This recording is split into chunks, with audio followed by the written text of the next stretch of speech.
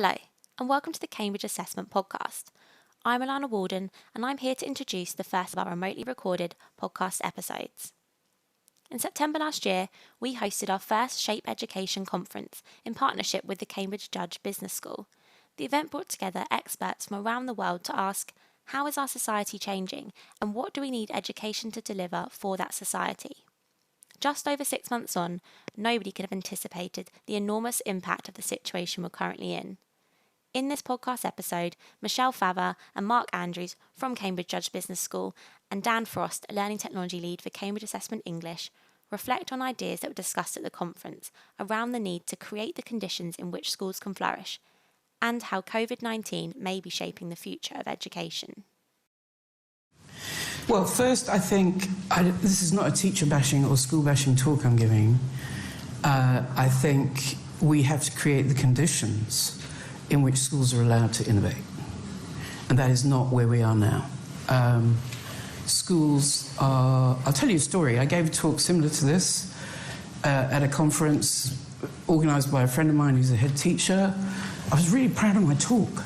And I went up to her afterwards and I said, so what did you think? Like, Tigger, what did you think? And she said, it was great.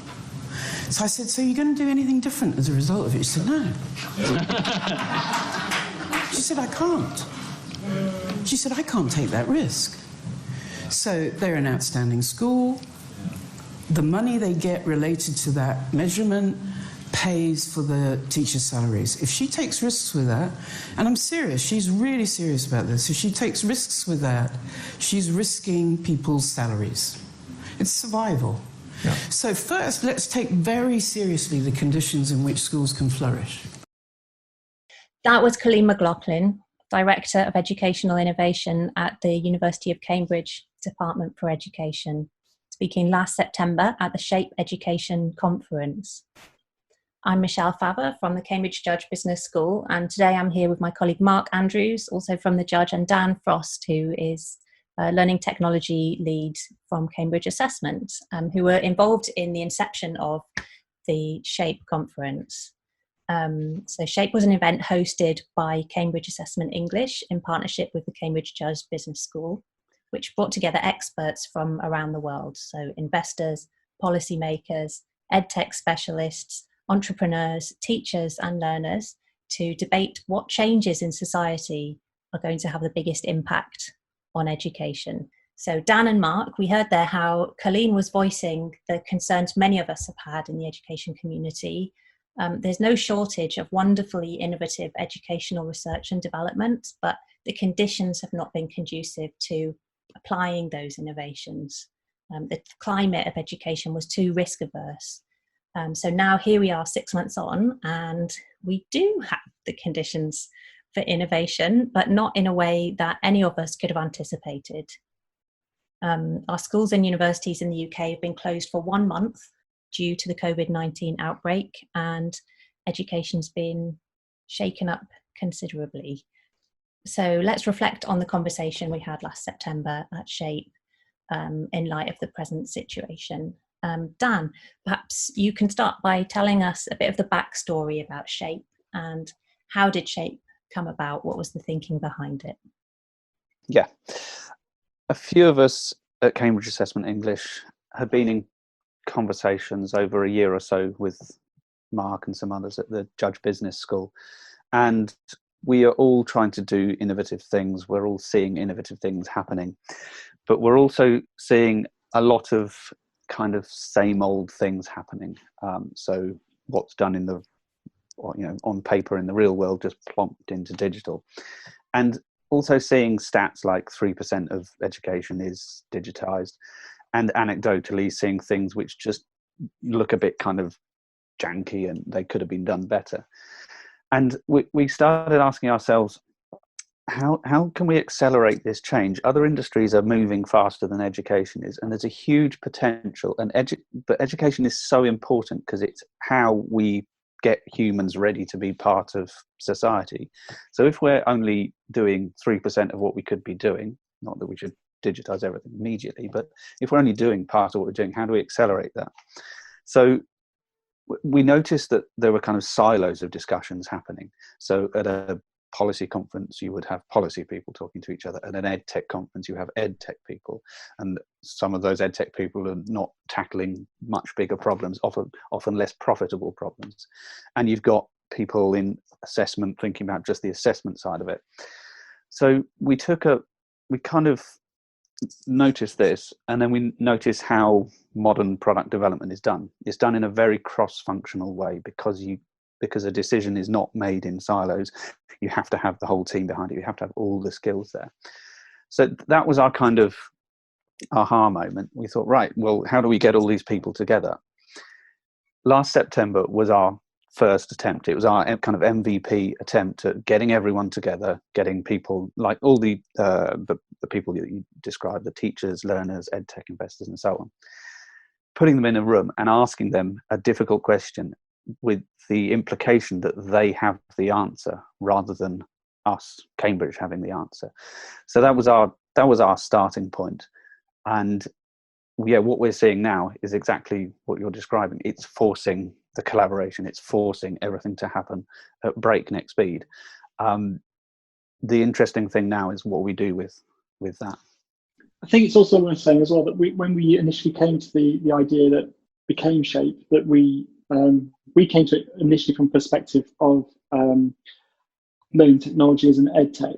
But I think as we started to inquire more and more into this, we realised obviously that this is a bigger system, and that actually we did need to have this cross-constituent membership for this kind of event to work, and for this discussion to have kind of real and lasting benefit. Okay, so one of the themes that came out of that discussion was about uncertainty of the future. So how can we prepare young people for a future that we don't know what it's going to be? So Tim Oates was very vocal about that. So I'd like to play you a clip of him. We know that the future is really, really uncertain. Of course it is. It's the future. I mean, that's the point about the future. It's uncertain because it hasn't happened yet. Now, I want to take that theme and really criticise some things about the assumptions that people have and the facts and figures that they give. The world has never changed so much. It's never been so uncertain. I can tell you, if you were in England in 1348, 30% of you will be dead the next year. Okay? 30%. Look around the room. 30% would be dead. We had 2 agricultural revolutions. We had an industrial revolution. There was far more social change, dislocation to lives, the economy, where people lived, what they did, their life expectancy during those periods than we are experiencing now. But I believe where we've really broken down is in responsible public policy and in public debate. I think this is a really interesting clip, and I love it. In a way, I find it really reassuring in that, you know, it's almost saying we can't be expected to have all of the answers now.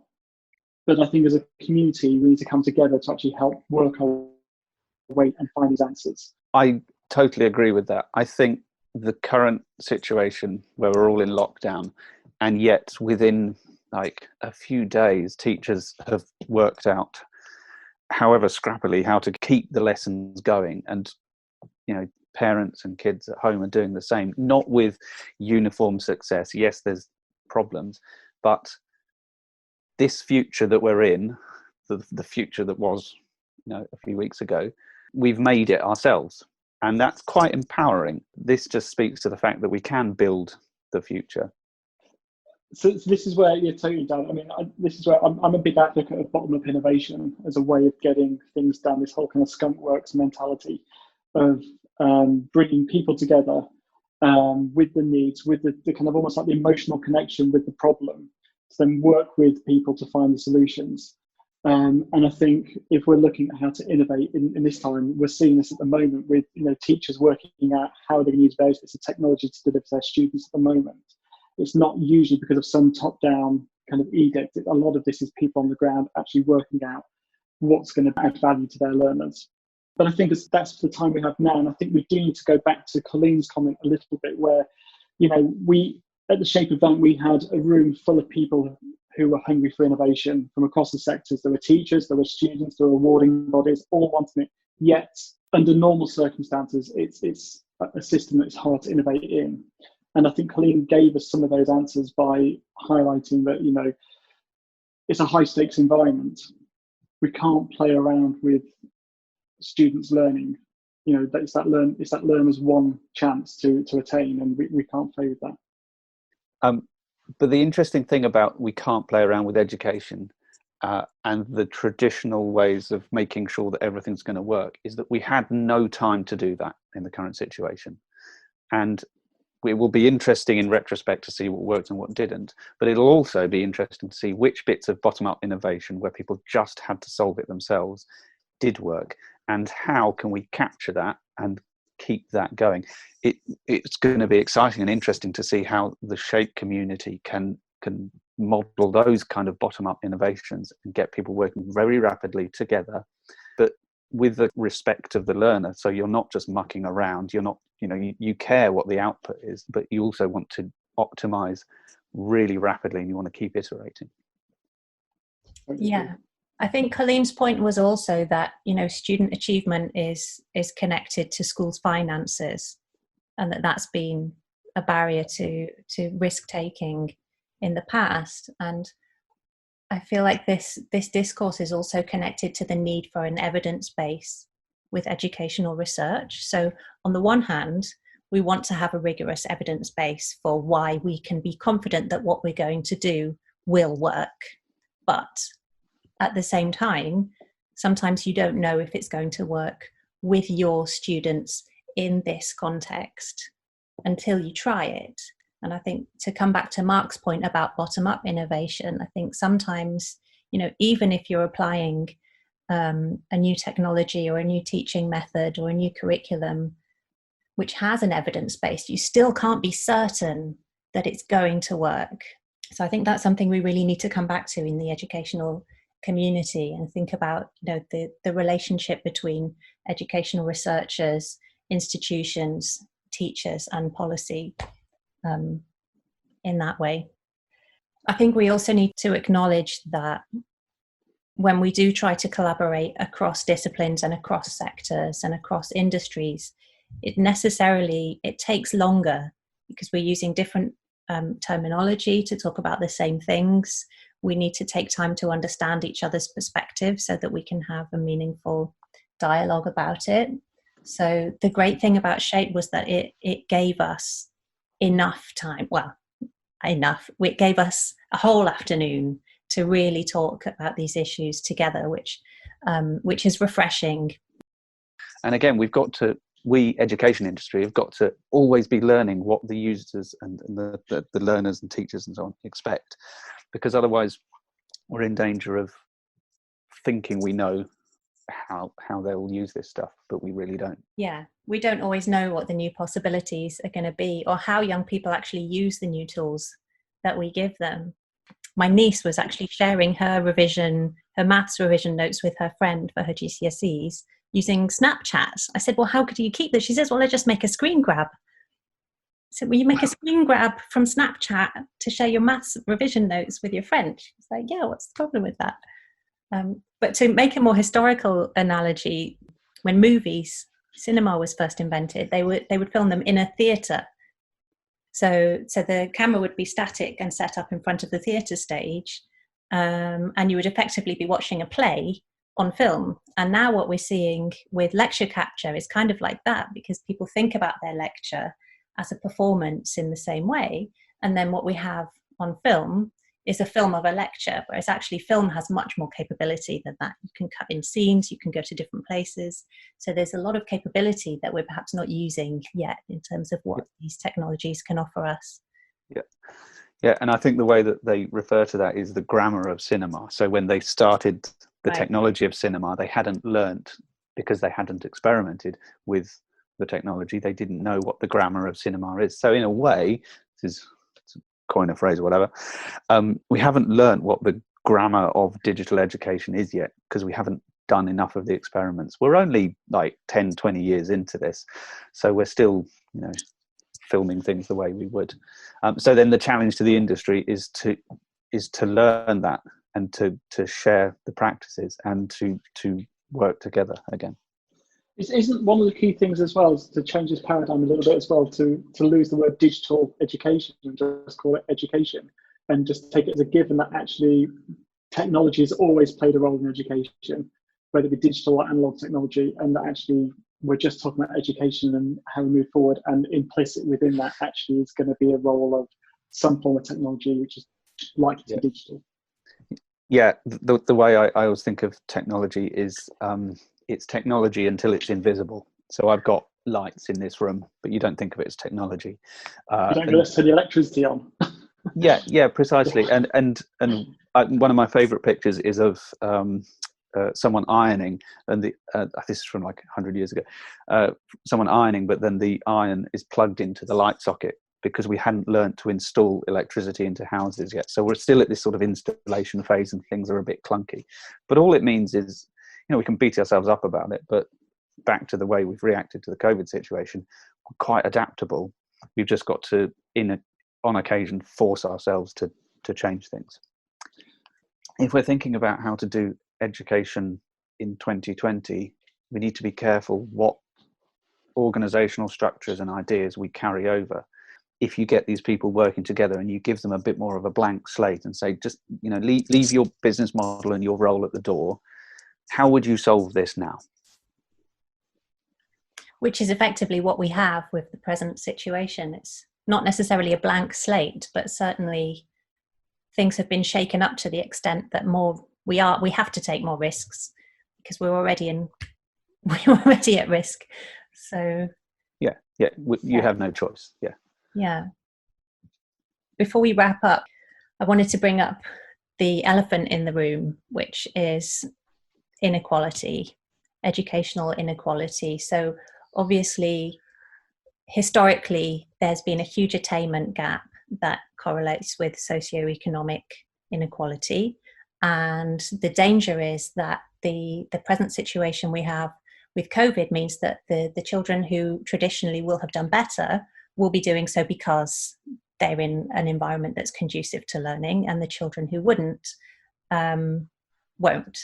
And so how do we make sure that the EdTech innovations that we're introducing to help remedy this situation is actually not exacerbating the situation, but helping to remedy it? So obviously, we don't have the answers, but it's something that we hope we can continue talking about this in future shape events. Yeah, and I think, again, we don't have the answer, but you can imagine the answer being in lots of pockets of, so policy and legislation obviously is going to have to correct where, say, some people have devices that are powerful enough to access this, and some people don't have those devices or don't have any devices. Then the EdTech industry has got to build for those devices. So it's got to come up with really good ways of having, exciting, highly graphical things, but also that work on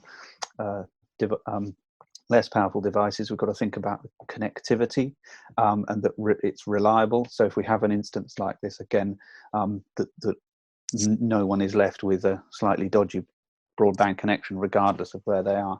So again, it's not fixed in one place. There's lots of different pockets where you're going to have to fix this. Yeah, and also it's not only about having access to the technology, but how it's going to be used. So some children will be using technology with help from home, and others might be needing to do it more independently. So we need to think about differentiating for those different groups of learners in this situation as well. So I don't know how, but let's think about it. But I think also there was a piece of work that I was aware of late last year, really, which was looking at a similar kind of issue in a different sector. So in this example, it was how can they enable inmates within prisons to have access to technology with the right securities and things like that.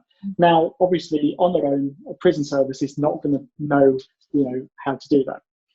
And actually, I saw a nice piece of work where it was a collaboration between some prisons and Google, who were looking at how they could then customize their Chrome OS to actually provide secure ways to give technology to prisoners in prison. And that was a great piece of work. That I think if we look at that within education of how we can collaborate in and outside of the sector to bring in new bits of technology, answer some of those questions that are difficult, and work together on actually how we can solve some of those issues to actually create meaningful technologies that actually further innovation and education. And I think this is where SHAPE does come in for education to do that. Exactly, Mark. So in your prison example, they had to really think about the context in which that technology was going to be used and those specific constraints. And doing that sort of thing means that we need to have this joined up thinking that Dan is talking about, between different sectors. So to wrap up, Tim Oates used a good analogy of the electric car. He says the first electric car was actually invented in the 1800s, and imagine what would have happened if we adopted that technology instead of the internal combustion engine. So his point being that we do have choices, and the choices that we're making, the paths that we choose to follow, will have a big impact on the future of education. I think that's true now more than ever. So we'd like to invite people to participate and to engage with the material that we already have. Yeah, so if anyone wants to see any of the talks that happened at last September's Shape Education conference in Cambridge, go to shapeeducation.org and you'll be able to see the videos and a short summary video of the event that give you a sense of what the feeling in the room was.